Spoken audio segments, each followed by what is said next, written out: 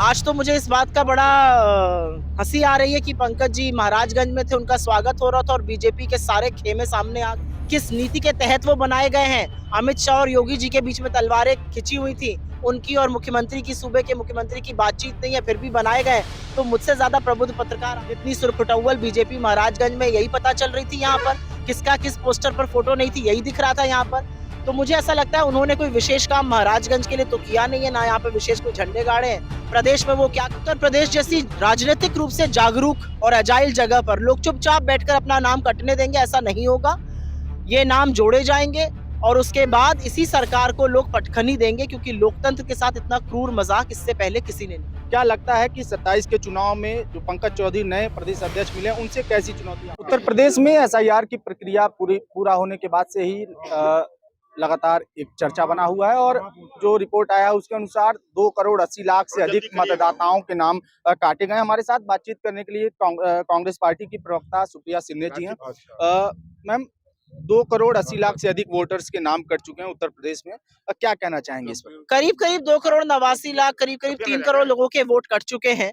और मुझे ऐसा लगता है कि इसकी जिम्मेदारी, इसकी जवाबदेही चुनाव आयोग को, इसकी जवाबदेही राज्य सरकार को, मोदी सरकार को तय करनी पड़ेगी। असलियत ये है कि 2 करोड़ 17 लाख से ज्यादा लोग मिसिंग बताए जा रहे हैं। मिसिंग लोग क्या होते हैं? क्या सरकार की जिम्मेदारी नहीं है कि आप लोगों को वापस मताधिकार प्रोसेस में डालिए? एक स्वायत्त संस्था है जिसकी सिर्फ एक जिम्मेदारी है कि वो लोगों को चुनाव का अधिकार दे, वो लोगों को मताधिकार का अधिकार दे, स्वतंत्र और निष्पक्ष चुनाव कराए। क्या कर रहा है चुनाव आयोग? मखौल बना के रख दिया है। जो काम चुनाव आयोग का था वो लोगों के सर ठीकरा फोड़ के किया जा रहा है कि वो जाकर किसी तरह से मताधिकार में अपना नाम जुड़वाए। ये बिल्कुल गलत है।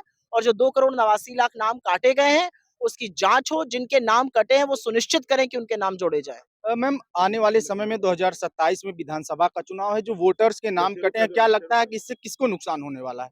क्या विपक्षी पार्टियों को अगर नुकसान आपको होगा? लगता है कि उत्तर प्रदेश जैसी राजनीतिक रूप से जागरूक और अजाइल जगह पर लोग चुपचाप बैठकर अपना नाम कटने देंगे, ऐसा नहीं होगा। ये नाम जोड़े जाएंगे और उसके बाद इसी सरकार को लोग पटखनी देंगे, क्योंकि लोकतंत्र के साथ इतना क्रूर मजाक इससे पहले किसी ने नहीं किया है।